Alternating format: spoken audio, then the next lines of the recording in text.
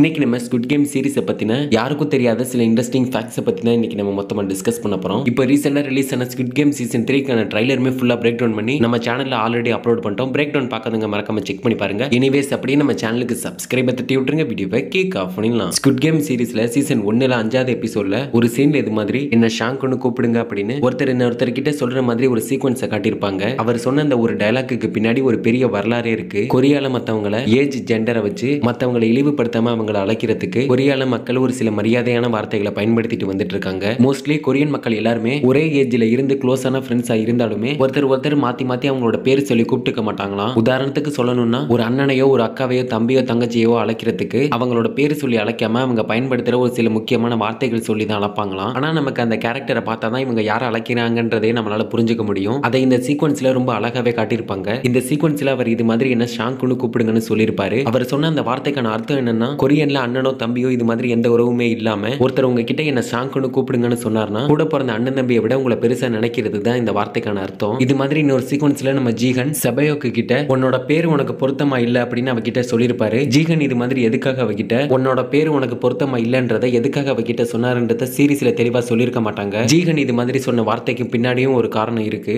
ஒரு பிரகாசமான சூரியனோட விடியல் தான் அவளோட பேருக்கான மீனிங். ஆனா அவளை பாக்குறப்போ சூரியனோட வெளிச்சம் அவன் மேல அதிகமா படாத மாதிரியும் சூரியன் மாதிரியே அவ பாக்குறதுக்கு பிரைட்டா பிரகாசமா இல்லாததுனாலையும் உனக்கும் உன்னோட பேருக்கும் சுத்தமா சம்பந்தமே இல்லைன்ற வார்த்தையை அவகிட்ட சொல்லியிருப்பாரு. அதுக்கடுத்து ஸ்குட் கேம்ல red light green light game நம்ம பார்த்திருப்போம். அதுல அந்த பொம்மை பாட்டு பாடும் பாத்தீங்களா? அதை எத்தனை பேர் நல்லா நோட் பண்ணி கேட்டிருக்கீங்க? தமிழ்ல அந்த பொம்மை பாடுறதை கேட்கும்போது பச்சைனா சென்றீடு சிவப்புனா நீன்றீடு அப்படின்னு அந்த பொம்மை தமிழ்ல பாடும். இதுவே அந்த பொம்மை பாடுறத கொரியன் லாங்குவேஜ்ல கேட்கும்போது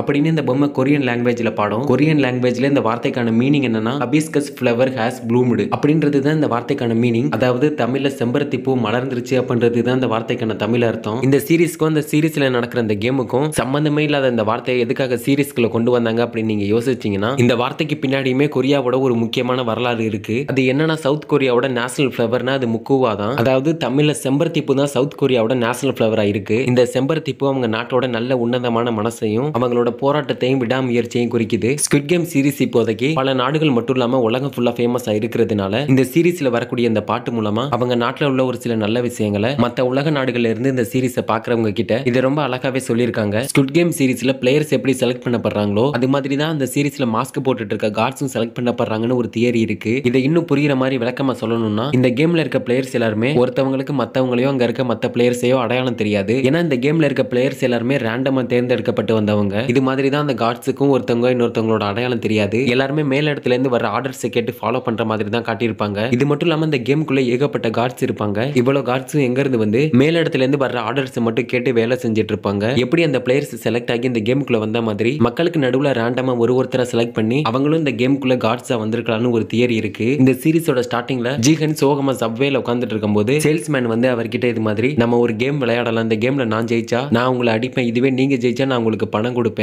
அப்படின்னு சேல்ஸ்மேன் ஜீகன் கிட்ட சொன்னதும் ஆல்ரெடி பண கஷ்டத்துல இருந்த ஜீகனுக்கு பணம் தரேன்னு சொன்னதும் இந்த கேம்ல விளையாட ஒத்துக்கிறாரு. அப்போ சேல்ஸ்மேன் ஜீகன் கிட்ட ப்ளூ கலர்லயும் ரெட் கலர்லயும் ரெண்டு கார்டை காட்டி ரெண்டு கார்டுல ஏதாவது ஒரு கார்டை செலக்ட் பண்ண சொல்றாரு. அப்போ நம்ம ஜீகன் ப்ளூ கலர் கார்டை செலக்ட் பண்ணிருப்பாரு. சப்போஸ் அவர் ப்ளூ கலர் செலக்ட் பண்ணாம ரெட் கலர் செலக்ட் பண்ணியிருந்தா அவர் அந்த கேமுக்குள்ள பிளேயரா போகாம கார்ட்ஸா போகவும் வாய்ப்புகள் இருக்கு அப்படின்னு நம்ம சோரா 100% அடிச்சு சொல்லிட முடியாது. இப்படியும் நடந்திருக்க வாய்ப்புகள் இருக்கு. பட் எனிவேஸ் இதை பத்தி நீங்க என்ன நினைக்கிறீங்க? உங்களுக்கு தெரிஞ்ச ஸ்குட் கேம் பத்தின இன்ட்ரெஸ்டிங் ஃபேக்ட்ஸை பத்தி கமெண்ட்ல சொல்லிட்டு அப்படியே நம்ம சேனலுக்கு சப்ஸ்கிரைப் தட்டி விட்டுருங்க. அடுத்த வீடியோல பார்க்கலாம்.